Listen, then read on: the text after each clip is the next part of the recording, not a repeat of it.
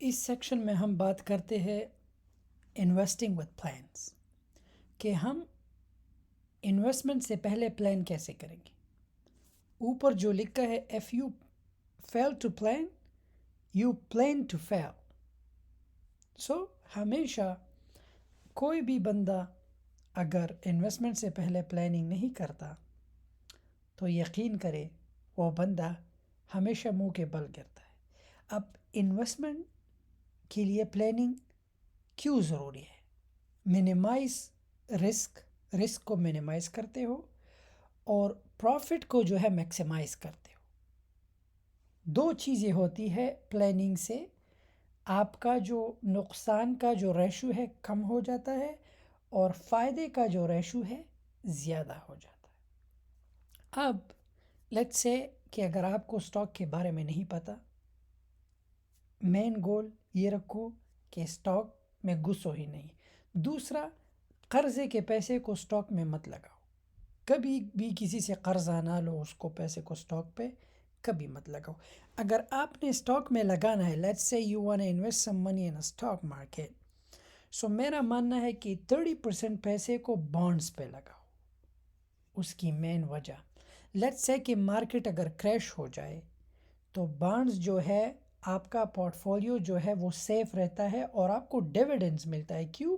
کیونکہ کمپنی کے پاس کیش ہوتا ہے۔ تو یہ آپ کا ایک بیک سپورٹ ہوا۔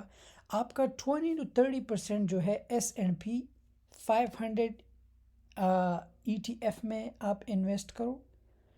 اس کی مین وجہ یہ ہے کہ ایوریج جو گروتھ ہے S&P کا پر ایئر 12% ہے۔ اب بہت سے لوگ جو ہے شارٹ ٹرم جو گینر ہے وہ 15% ٹیکس دیتے ہیں۔ کیوں؟ کیونکہ وہ شارٹ ٹرم کے لیے سٹاک کو ہولڈ کرتے اور سیل کر دیتے ہیں، جیسے کہ ہمارے وارن بفیٹ صاحب ہوئے۔ وارن بفیٹ جو ہے وہ ہمیشہ کم ٹیکس دیتے ہیں۔ کیوں؟ کیونکہ ان کا جو پلیس ہے سٹاک مارکیٹ میں وہ لانگ ٹرم کے لیے ہوتا ہے۔ لیٹس سے کہ ایک بندہ سٹاک کو جو ہے 1 سال کے لیے ہولڈ کرتا ہے یا 1 سال سے کم میں سیل کر دیتے ہیں، وہ 15% دیتا ہے۔ لیٹس سے کہ وہ 50,000 بھی بنے تو اس 50,000 کا وہ 15% پے کرے گا۔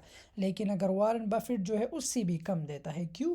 کیونکہ وہ لانگ ٹرم ہولڈر ہے۔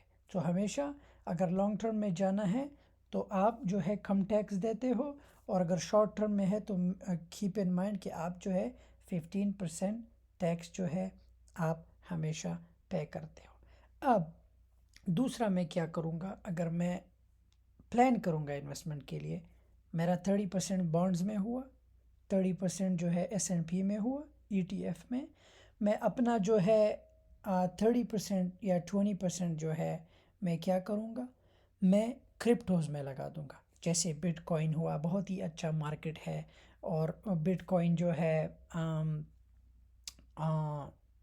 بٹ کوائن جو ہے بلو چپ بھی ہو گیا ہے۔ اوور $1 بلین جو ہے، کپل $1 بلین ان کی جو ہے، $1 بلین سے اوپر ان کی مارکیٹ کیپ ہے۔ اب بلو چپ سٹاک کیوں اچھا ہوتا ہے؟ جیسے امیزون ہوا، اوور $1 بلین، اوور $1 ٹریلین ان کی مارکیٹ کیپ ہے۔